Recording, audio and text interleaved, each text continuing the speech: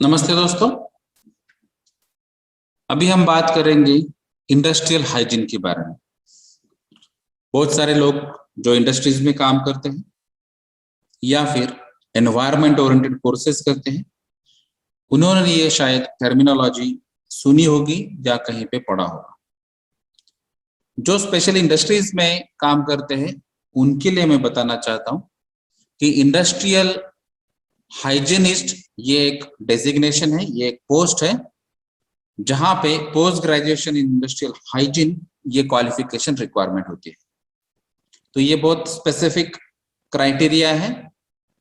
और general industries में अगर हम बात करेंगे तो कोई भी टाइप का इंडस्ट्री रहो, वहां पे हाइजीन मेंटेन करना जरूरी होता है। इसीलिए आपको इंडस्ट्रियल हाइजीन के बारे में बेसिक नॉलेज रिक्वायर्ड है। तो यहाँ पे इंडस्ट्रियल हाइजीन में एग्जैक्टली क्या होता है, उसकी डेफिनेशन क्या है, उसमें अलग अलग पैरामीटर्स क्या आते हैं, उसके कंटेंट्स क्या होते हैं, और जो भी कुछ पोल्यूशन होता है या फिर कोई हजार्ड्स होते हैं उसको भी कैसे कंट्रोल किया जाता है, ये भी इंडस्ट्रियल हाइजीन का पार्ट है।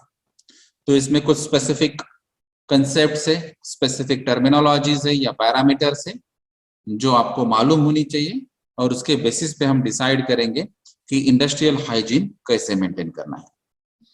तो सबसे पहले इंडस्ट्रियल हाइजीन क्या होती है ये हम जानेंगे। उसके बाद में उसके जो हाइजीन ओरिएंटेड जो कंसेप्ट्स है उसके कंट्रोलिंग मेथड देखेंगे, और उसके बाद में जो स्पेसिफिक केमिकल हजार्ड्स है उसको फोकस करेंगे, क्योंकि इंडस्ट्रियल हाइजीन में आपको सबसे इंपॉर्टेंट केमिकल हजार्ड्स को कंट्रोल करना है। और फिर उसके रिलेटेड जो अलग अलग टर्मिनोलॉजीज रहती है जिसको हम थ्रेशोल्ड लिमिट वैल्यूज कहते हैं, ये थ्रेशोल्ड लिमिट वैल्यूज हम पढ़ेंगे। और फिर जो रूट्स ऑफ एंट्री रहती है, यानी कि जो केमिकल्स है वो ह्यूमन सिस्टम में कैसे एंटर करते हैं और उसको फिर कैसे कंट्रोल किया जाता है, तो अभी ये डिस्कस करेंगे। तो सबसे पहले है डेफिनेशन। तो इंडस्ट्रियल हाइजीन की अगर डेफिनेशन हम देखेंगे तो ये है मेन AIHA ओरिएंटेड डेफिनेशन, यानी कि अमेरिकन इंडस्ट्रियल हाइजीन एसोसिएशन। क्योंकि अमेरिकन सिस्टम ने ही इंडस्ट्रियल हाइजीन को सबसे पहले और अच्छा फोकस किया है, और इसीलिए उनकी एसोसिएशन है, और वो एसोसिएशन के हिसाब से ही इसको डिफाइन किया है। तो उस हिसाब से अगर डेफिनेशन हम देखेंगे तो ये क्या है, science and art devoted to the anticipation, recognition, evaluation and control of the environmental factors of stresses. तो इसमें आपको कंट्रोल क्या करना है, एनवायरमेंटल फैक्टर्स जो स्ट्रेस प्रोड्यूस कर सकते हैं। एनवायरमेंट में कुछ ना कुछ इश्यूज हो सकते हैं, जैसे हमने एनवायरमेंट फैक्टर्स में हमने air pollution, water pollution, soil pollution, noise pollution, plastic pollution ये सब पढ़ा था। उसी में अगर कुछ एक्टिविटीज, कुछ ऑपरेशंस की वजह से अगर एनवायरमेंट पे कुछ एडवर्स इफेक्ट होता है और उसकी वजह से अगर स्ट्रेसेस डेवलप होते हैं, तो उसको कंट्रोल करना ये पहले टास्क है इंडस्ट्रियल हाइजीन में, जिसकी वजह से यहाँ पे कुछ प्रॉब्लम्स क्रिएट हो सकते हैं वर्क प्लेसेस पे भी। जैसे यहाँ पे अगर कोई केमिकल स्पिल होता है, केमिकल लीक होता है, और वो केमिकल की अगर आपको प्रॉपर्टीज मालूम है तो वहां पे वर्क प्लेस में जो एनवायरनमेंट है वो वहां पे डिस्टर्ब हो जाएगा, स्पॉइल हो जाएगा, और जिसकी वजह से आपकी रूटीन एक्टिविटीज भी डिस्टर्ब हो जाएगी। तो ये जब होता है, जैसे कि ये केमिकल स्पिलेज मैंने एक एग्जांपल बताया, तो उसकी वजह से शायद सिकनेस आ सकती है या आपके हेल्थ पे नेगेटिव इम्पैक्ट हो सकता है, या फिर जो हम डिस्कम्फर्ट जिसको कहते हैं, जैसे कंफर्टेबल आपको नहीं लगता है, तो ऐसी कुछ चीजें यहाँ पे हो सकती है। उसके अलावा जो इफिशियंसी रहती है वर्कर की, शायद आप 8 घंटे काम करने वाले रेगुलर वर्कर है, शायद 7 ही घंटे काम कर रहे हैं, या फिर जो आप नॉर्मली 1 या 2 ब्रेक लेते हैं तो यहाँ पे आप 4-5 ब्रेक ले रहे हैं। तो ये डिपेंड है कि आपके यहाँ पे एनवायरमेंट अगर कुछ चेंज हुआ, या एनवायरमेंट में अगर कुछ फैक्टर्स ऐसे आ गए जिसकी वजह से यहाँ पे ये सब इफिशियंसी आपकी कम हो सकती है। इसका ही एग्जांपल ये नॉर्मल सिटीजन्स के भी लागू है कि अगर ये केमिकल लीकेज या केमिकल स्पिलेज या chemical hazards outside the area जो आपका इंडस्ट्रियल एरिया है, तो आउटसाइड द लेआउट भी अगर इम्पैक्ट होता है तो उसकी वजह से सिटीजन्स को भी प्रॉब्लम हो सकता है, कम्युनिटी को भी प्रॉब्लम हो सकता है। तो अगर ऐसा होता है तो यहाँ पे एक इंडस्ट्रियल हाइजीन कंसेप्ट ऐसा है कि जो साइंस थ्रू या साइंटिफिक प्रोसेस थ्रू और उसमें कुछ स्किल ऐड करके, यानी कि आर्ट भी है ये और साइंस भी है, तो इसके थ्रू ये एनवायरमेंटल फैक्टर्स जो है वो कंट्रोल करेंगे। तो जो निगेटिव एनवायरमेंट फैक्टर्स है उसको कंट्रोल करने के लिए आप अलग अलग मेथड यूज कर सकते हैं, जैसे यहाँ पे बताया है anticipation, recognition, evaluation and control. तो ये 4 पैरामीटर है जिसके बेसिस पे इंडस्ट्रियल हाइजीन डिफाइन होता है। ठीक है, तो ये इंडस्ट्रियल हाइजीन के मेन पैरामीटर है जिससे वो डील करता है, वो है एंटिसिपेशन, यानी कि आपको जो भी केमिकल हजार्ड्स या जो इम्प्योरिटीज है, फॉरेन मटेरियल है, उसको आइडेंटिफाई करना।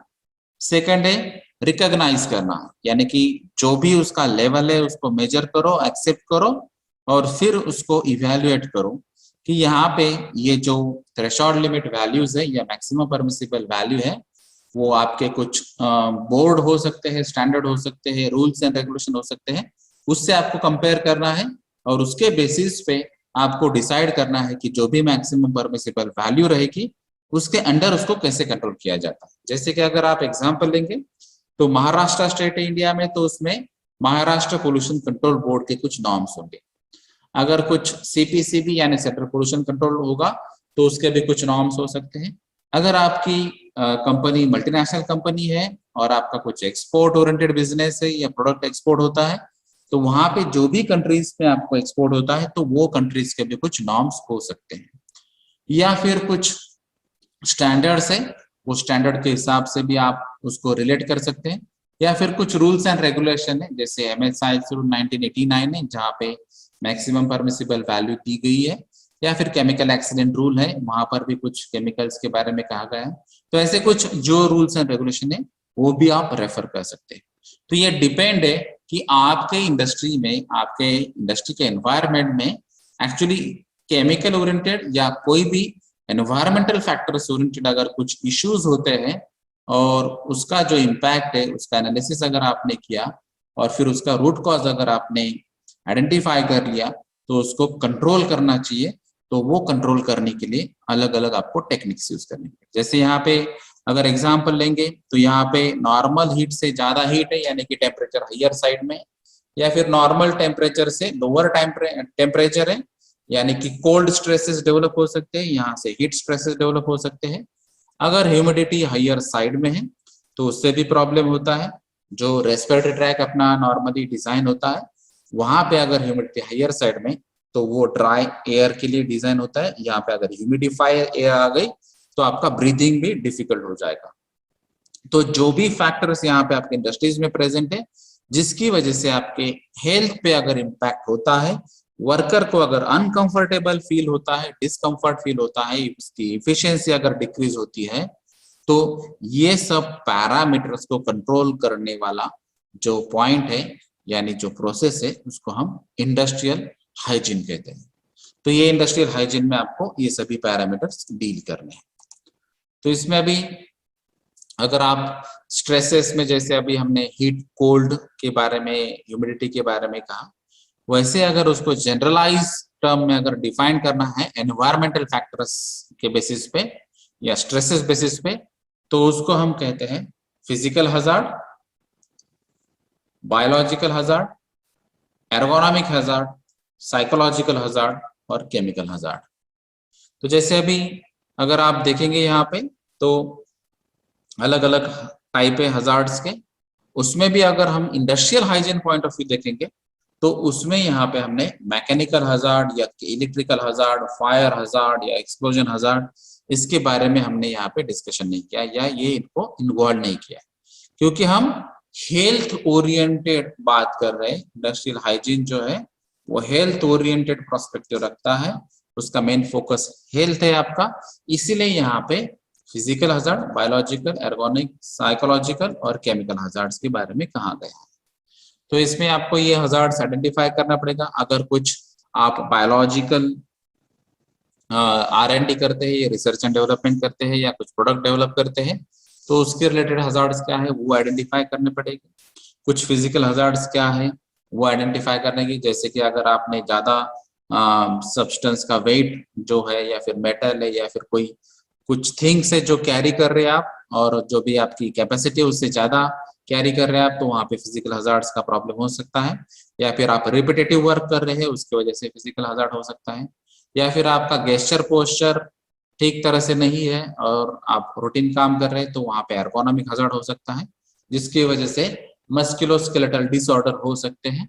अगर यहाँ पे आपका जो रूटीन वर्क है उससे ज्यादा काम है, या फिर आपको कुछ घर से कुछ डिस्टर्बेंसेस है फिर भी आप काम पे आ रहे हैं और वहीं पे रूटीन काम कर रहे हैं, तो यहाँ पे साइकोलॉजिकल हजार्ड्स भी हो सकते हैं। और जो केमिकल हजार्ड है ये इंपॉर्टेंट है industrial hygiene point of view. तो यहाँ पे बहुत सारे जो केमिकल्स है उसकी कैटेगरीज है, उसकी प्रॉपर्टीज है, उस हिसाब से आपको केमिकल हजार्ड्स भी आइडेंटिफाई करने होंगे।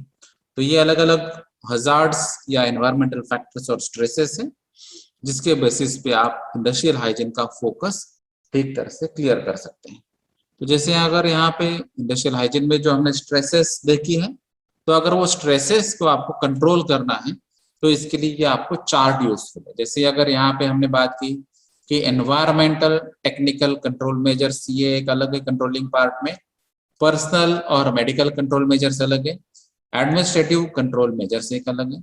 अगर यहाँ पे हम एनवायरमेंटल टेक्निकल कंट्रोल मेजर्स क्या होता है, तो जो भी आपके हजार्ड्स हैं वो हजार्ड्स मिनिमाइज करने के लिए या एलिमिनेट करने के लिए, सब्स्टिट्यूट करने के लिए आप डिजाइन लेआउट में ही बेसिक चेंजेस या मॉडिफिकेशन रेक्टिफिकेशन कर सकते हैं। या फिर जहां से वो एक्चुअली हजार्ड इशू आता है वहीं पे उसका एलिमिनेशन करना चाहिए, यानी कि उसको रिमूव करना चाहिए, वहां से निकाल देना चाहिए। तो उसके लिए भी अलग अलग मेथड्स है, जैसे कि हम कहेंगे सब्स्टिट्यूशन मेथड या मॉडिफिकेशन मेथड या फिर मेंटेनेंस मेथड। तो इसका भी सपोर्ट लेके आप ये जो सोर्स से ही हजार्ड हटाना है तो उसके लिए आप ये अलग अलग काम कर सकते हैं। जैसे कि यहाँ पे अगर एक्स केमिकल है और वाई केमिकल है, एक्स अगर हाईली हजार्डस केमिकल है वाई के कंपैरिजन में, तो एक्स की जगह आप वाई केमिकल सब्स्टिट्यूट कर सकते हैं। तो ये एक सब्स्टिट्यूशन का एक सिंपल एग्जांपल हुआ। अगर कोई इक्विपमेंट या प्रोसेस में कुछ इक्विपमेंट में मॉडिफिकेशन करना है तो वो प्रोसेस मॉडिफिकेशन भी आप करके वो जो हजार्ड से उसकी सिवियरिटी कम कर सकते हैं या हजार्ड से एलिमिनेट कर सकते हैं। या फिर जो आपका इक्विपमेंट है, अगर कोई इक्विपमेंट नॉइज जनरेट करता है तो उसका रेगुलर मेंटेनेंस और ओवरऑलिंग किया आपने तो उसका मेंटेनेंस की वजह से भी जो मेन नॉइज हजार्ड है तो वो भी रिड्यूस हो सकता है। तो ऐसे बहुत सारे एग्जाम्पल्स है जिसके थ्रू आप स्टडी कर सकते हैं कि ये अलग अलग मेथड आप वर्कआउट कर सकते हैं। उसके अलावा है आइसोलेशन। ये आइसोलेशन क्या है, इसको सेग्रीगेशन भी कहते हैं, यानी कि आपको एक जगह से दूसरी जगह उसमें डिस्टेंस मेंटेन करना है या फिर उसको सेपरेट आउट करना है। तो जैसे यहाँ पे एग्जांपल है क्लोज सिस्टम। तो कोई आप कन्वेयर पे कोई केमिकल आप डिस्टेंस पे कन्वे करते हैं, तो जैसे एक डिपार्टमेंट से दूसरे डिपार्टमेंट में जाता है या फिर रॉ मटेरियल टू रिएक्टर जाता है, रिएक्टर में से वो इंटरमीडिएट बनता है, उसके बाद में वो दूसरे कॉलम में जाता होगा, ऐसी कुछ प्रोसेस हो सकती है। तो वहां पे आपको अगर कंफर्टेबल फील नहीं होता है या फिर जो केमिकल है उसके वेपर जनरेट होते हैं, फ्यूम जनरेट होते हैं या गैस जनरेट होता है, उसकी वजह से अगर आपके हेल्थ को प्रॉब्लम होता है तो आपको क्लोज सिस्टम यूज करना चाहिए। तो ये एक सिंपल एग्जांपल है। जैसे अगर हमने बात की जैसे डस्ट है, तो सीमेंट इंडस्ट्री है मैन्युफैक्चरिंग, तो सीमेंट मैन्युफैक्चरिंग करते टाइम डस्ट का एक इशू हो सकता है। तो जहां पर भी ये डस्ट का इशू आता है तो अगर आपने क्लोज सिस्टम यूज किया तो वहां पे ये क्लोज सिस्टम की वजह से आपके जो हजार्ड है वो आप इजीली आइसोलेट कर सकते हैं। यानी कि डस्ट वहां पे आने ही वाले उसको हम एलिमिनेट नहीं कर सकते हैं, लेकिन एटलीस्ट आइसोलेट कर सकते हैं, जिसकी वजह से आपके जो रेस्पिरेटरी ट्रैक है उसमें वो डस्ट नहीं जाएगा। उसके अलावा कुछ एनक्लोजर सिस्टम भी आप यूज कर सकते हैं या फिर सेपरेटिंग वॉल्स यानी कि पार्टीशन यूज कर सकते हैं। पार्टीशन में भी अभी टेम्पररी पार्टीशन या परमानेंट पार्टीशन भी आते हैं। उसके अलावा जो डिस्टेंस क्राइटेरिया रहता है, यानी कि दो इक्विपमेंट या दो डिपार्टमेंट्स या दो मशीनरीज या दो प्लांट्स इसमें डिस्टेंस मेंटेन करना, ये आपको गाइडलाइन फॉलो करना पड़ेगी। और जो टाइम ऑफ एक्सपोजर है उसको कम से कम कैसे किया जाए, इसके बारे में भी आपको सोचना चाहिए। तो ये सब आइसोलेशन, यानी कि एक ही लैब में अगर आपको काम करना है, 15 मिनट के लिए आप कोई केमिकल्स यूज करते हैं जो हजार्डस केमिकल या टॉक्सिक केमिकल है, तो दूसरा जब टर्न आता है या साइकिल आती है, तो दूसरे टाइम आपको दूसरे पर्सन को अगर आप भेजेंगे तो जो टाइम ऑफ एक्सपोजर है वो कम हो जाएगा। तो ये साइकिलिंग प्रोसेस जो रहती है, ये भी प्रोसेस आप यूज कर सकते हैं, या फिर उसको एक सेपरेट जो कंपार्टमेंट है वो बना सकते हैं, जिसकी वजह से आपका एक्सपोजर कम हो जाएगा। तो ऐसे बहुत सारे अलग अलग टेक्निक्स आप अडॉप्ट कर सकते हैं। उसके अलावा है वेंटिलेशन। तो वेंटिलेशन का मेन इंटेंशन है कि जो आपका केमिकल का एक्सपोजर जो होगा या कॉन्सेंट्रेशन रहेगा उसको डाइल्यूट करना।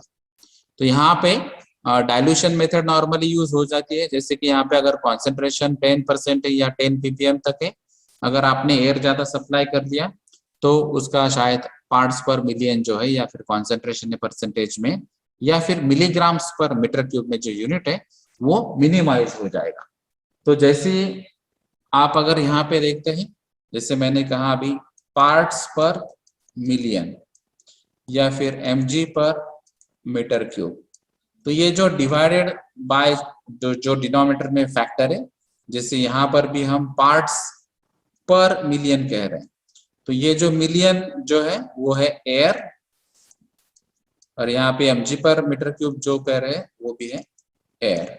तो ये डिनोमिनेटर फैक्टर अगर आपने बढ़ा दिया तो ऑटोमेटिक ये न्यूमरेटर टू डिनोमिनेटर की जो वैल्यू है वो रिड्यूस हो जाएंगी, यानी कि ये जो डाइल्यूशन मेथड है वो वर्कआउट हो जाएंगे। यहाँ पे उसके अलावा है LEV यानी कि लोकल एग्जॉस्ट वेंटिलेशन मेथड भी आप यहाँ पे यूज कर सकते हैं, जहां पे जिस प्रोसेस में अगर कुछ फ्यूम्स आते हैं या फिर गैसेस जनरेट होते हैं या फिर कुछ डस्ट जनरेट होती है या फिर जो भी अनकंफर्टेबल वेपर जनरेट होते हैं, तो उसको अगर एग्जॉस्ट वेंटिलेशन सिस्टम बनाना है तो उसको हम कहेंगे LEV। यानी कि जहां पे मेन सोर्स है वो सोर्स पे ही अगर हमने ये लोकल एग्जॉस्ट वेंटिलेशन बिठा दिया, तो जिस जगह वो एक्चुअली गैसेस या फ्यूम्स या डस्ट यहाँ पे जनरेट होती है वहां से वो सक कर लेगा, उसमें हम वैक्यूम ऑपरेट करते हैं और वैक्यूम बेसिस पे आप ये जो फ्यूम्स या डस्ट है उसको सेपरेट आउट कर सकते हैं। दूसरी मेथड है वेट मेथड। वेट मेथड यानी क्या है, जो भी वाटर है उसका हम यूज कर रहे हैं, और वाटर स्प्रिंग मेथड, उसमें अलग अलग एटोमाइजर सिस्टम्स रहते हैं या स्प्रिंकलिंग सिस्टम्स रहते हैं, ये सब हम यूज कर रहे हैं। और जो भी डस्टी पार्टिकल्स है या जो जिसको हम बोलते हैं RSPM या SPM कैटेगरी वाले पार्टिकल स्पेशली, यानी कि रेस्पिरेबल सस्पेंडेड पार्टिकुलेट मैटर, तो ये ऐसे पार्टिकल्स है जिनका माइक्रोन साइज कम होता है, नॉर्मली लेस देन 10 माइक्रोन या 5 माइक्रोन तक ये साइज होता है, और जो एयर में सस्पेंड होते हैं। अभी एयर में जैसे ही ये रहेंगे तो उसकी वजह से यहाँ पे ये चांसेस बढ़ जाते हैं कि आप जब ब्रीदिंग करते हैं तो ब्रीदिंग कर टाइम आपके रेस्पिरेटरी ट्रैक में ये RSPM जो पार्टिकल्स है ये आ सकते हैं या आपके ब्रीदिंग में जा सकते हैं। तो रेस्पिरेटरी ट्रैक में इसको अगर अवॉइड करना है, क्योंकि ये RSPM का एक प्रॉब्लम ऐसा है कि ये डायरेक्टली लंग्स में चले जाते हैं और लंग्स में डिपॉजिट होते जाते हैं। जैसे अगर आप कोल माइंस का एग्जांपल लेते हैं तो कोल माइन में ये डस्टी पार्टिकल्स रहते हैं, या फिर सीमेंट है उसके भी डस्टी पार्टिकल्स रहते हैं, या फिर जहाँ पे सैंड ब्लास्टिंग प्रोसेस है वहां पर भी रहते हैं, या फिर जहाँ पे साइज रिडक्शन प्रोसेस है जैसे यहाँ पे कुछ क्रशर्स रहते हैं या फिर बॉल मिल रहती है, हैमर मिल रहते हैं, पल्वराइजर रहते हैं, ये जो ऑपरेशन से अलग अलग मैकेनिकल ऑपरेशन, वहां पर भी डस्ट जनरेट होने के चांसेस रहते हैं। तो यहाँ पे जो डस्ट जनरेट होती है तो उसको अगर हमने वाटर स्प्रे कर लिया तो ग्रेविटी की वजह से वो ग्राउंड पे चले जाएंगे। अगर ये वाटर स्प्रेइंग की वजह से अगर ये ग्राउंड पे आते हैं तो उसकी वजह से ये सस्पेंशन जो है ये पार्टिकल्स का ये कम हो जाएगा और ये RSPM पार्टिकल आपके रेस्पिरेटरी ट्रैक में नहीं जाएंगे, यानी कि जो हेल्थ इंपैक्ट हो सकता था वो आप रिड्यूस कर सकते हैं वेट मेथड से। तो जहां पे पॉसिबल है वहां पर वेट मेथड आप यूज कर सकते हैं, सभी जगह ये फिजिबल नहीं है। उसके अलावा है गुड हाउसकीपिंग और स्टोरेज एंड लेबलिंग। तो अगर आपने क्लीनलाइननेस ठीक तरह से मेंटेन किया, जैसे हमने पहले भी बात की थी, और इंडस्ट्रियल हाइजीन ऑक्यूपेशन हेल्थ के बारे में हम बात करेंगे, तो जापानीज टेक्निक जो है जिसको हम 5S लेवल कहते हैं, तो ये 5S लेवल अगर आप फॉलो करते हैं और हाउस कीपिंग अगर आप मेंटेन करते हैं, तो ऑटोमेटिक बहुत सारे केमिकल्स के जो हजार्ड्स है, एनवायरमेंटल स्ट्रेसेस या फैक्टर्स है, वो मिनिमाइज हो जाएंगे। उसके अलावा जो भी आप केमिकल्स यूज करते हैं उसका स्टोरेज और उस पे जो लेबलिंग रहता है वो ठीक तरह से करना चाहिए। जैसे हमने एक प्रेजेंटेशन में पढ़ा था UN classification, United nation classification, जिसमें 9 क्लासेस है और वो हर एक क्लास का एक पर्टिकुलर इंपॉर्टेंस है, एप्लीकेशन है और उसका एक स्पेशल कैरेक्टरिस्टिक्स भी है, और कुछ क्लासेस के अंदर सब क्लासेस भी है। तो जो भी वहां पे सिंबल यूज होता है या फिर जो नंबर यूज होता है उसका मीनिंग आपको मालूम होना चाहिए, और इसीलिए आपको ये लेबलिंग करना जरूरी है। जैसे अगर वहां पे क्रॉस बोन्स और स्केलेटन ऐसा का सिंबल रहेगा डायमंड में, तो वो पॉइजनस कैटेगरी का केमिकल ही आपको पता चलना चाहिए। अगर वहां पे फ्लेम रहेगा सिंबल में, तो फ्लेम की वजह से आपको पता चलेगा कि ये फ्लेमेबल सब्सटेंस है, चाहे वो सॉलिड रहो, लिक्विड रहो या गैसेस फॉर्म में रहो। तो जो भी आपके यूएन के जो सिंबल्स है वो यूएन के क्लासिफिकेशन आपको अगर क्लियर मालूम होंगे तो ये लेबलिंग का इंपॉर्टेंस भी आपको पता चलेगा। अभी ये तो पूरे जो थे एनवायरमेंटल फैक्टर्स ओरिएंटेड जो टेक्निकल कंट्रोल मेजर्स थे वो। उसके अलावा हम ये भी अडॉप्ट कर सकते हैं जिसको हम बोलते हैं personal and medical control measures. तो जैसे अभी हमने पढ़ा था कि हर एक इंडस्ट्रीज में मैक्सिमम केस में प्री एम्प्लॉयमेंट मेडिकल चेकअप होता है, ड्यूरिंग मेडिकल चेकअप होता है, ड्यूरिंग एम्प्लॉयमेंट, और आफ्टर या पोस्ट एम्प्लॉयमेंट भी मेडिकल चेकअप होता है। तो ये मेडिकल चेकअप थ्रू आपको पता चल जाता है, क्योंकि हम वहाँ पे अलग अलग टेस्टिंग्स होते हैं, जैसे कि हम ब्लड टेस्ट करते हैं, यूरिन टेस्ट करते हैं, स्टूल टेस्ट करते हैं, या फिर लंग फंक्शन टेस्ट करते हैं, ऑडियोमेट्री टेस्ट करते हैं, या फिर विजन टेस्ट करते हैं। ये बहुत सारे ऐसे टेस्टिंग है जिसके थ्रू आपको पता चलेगा कि आपके एनवायरमेंट में जहाँ पे आप काम कर रहे हैं उसकी वजह से आपकी हेल्थ को कुछ इश्यू है या नहीं। तो ये मेडिकल थ्रू भी आप कंट्रोलिंग कर सकते हैं, इसके लिए पहले आपको टेस्टिंग करना पड़ेगा। उसके अलावा कुछ मेजर्स ऐसे हैं जिसको हम कहते हैं एडमिनिस्ट्रेटिव कंट्रोल मेजर्स, यानी कि अगर आपको कोई केमिकल्स आपके इंडस्ट्री में यूज हो रहा है और शायद वो जो लेबल है वो लेबल का आपको मीनिंग ही मालूम है, या फिर वो लेबल पे कुछ वैल्यूज लिखे हैं तो उसका मीनिंग ही आपको पता नहीं। जैसे अगर कोई केमिकल पे लिखा है LC50 वैल्यू इज 3 ppm, तो ये LC50 क्या होता है, 3 ppm क्या होता है, इसका इंटरप्रिटेशन क्या करना चाहिए, ये भी चीजें आपको मालूम होनी चाहिए। इन केस अगर कुछ केमिकल लीक होता है, स्पिल होता है, तो उसके लिए आपको कैसे कंट्रोल किया जाए उसका भी आपको ट्रेनिंग होना जरूरी है। तो ये जो एजुकेशन और ट्रेनिंग थ्रू या फिर कुछ मॉक ड्रिल्स थ्रू या फिर इंस्पेक्शन थ्रू या फिर चेकिंग, सुपरविजन, मॉनिटरिंग, ये ऐसे अलग अलग मेथड्स हैं जिसको हम कहते हैं एडमिनिस्ट्रेटिव कंट्रोल। जैसे अभी हमने कुछ डिस्कशंस में भी देखा था कि कभी कभार ऐसा होता है कि रूटीन वर्क में आपको पता ही नहीं चलता, लेकिन कुछ ऑडिट्स में आपको थर्ड पर्सन बताता है कि यहाँ पे ये प्रॉब्लम है, या फिर जो आपका एनवायरमेंटल मॉनिटरिंग होता है, एनवायरमेंटल मॉनिटरिंग में भी आपको पता चलता है कि आपकी इंडस्ट्री में या पर्टिकुलर डिपार्टमेंट में या पर्टिकुलर लोकेशन पे ये इश्यूज है। कुछ सेफ्टी ऑडिट्स भी होते हैं, तो वो ऑडिट में भी कुछ बातें पता चल सकती है। तो यहाँ पे सेफ्टी ऑडिट्स या एनवायरमेंट ऑडिट्स या हेल्थ ऑडिट्स, ऐसे बहुत सारे अलग अलग ऑडिट्स हैं जिसके बेसिस पे ही आपको कुछ कंट्रोल लेना चाहिए, ये बात आपको पता चलेगी। ठीक है, तो ये इंडस्ट्रियल हाइजीन में जो भी इन्वायरमेंटल फैक्टर्स है या स्ट्रेसेस है या कुछ पैरामीटर्स है, उसको कंट्रोल करने के लिए ये अलग अलग मेथड आप एडॉप्ट कर सकते हैं।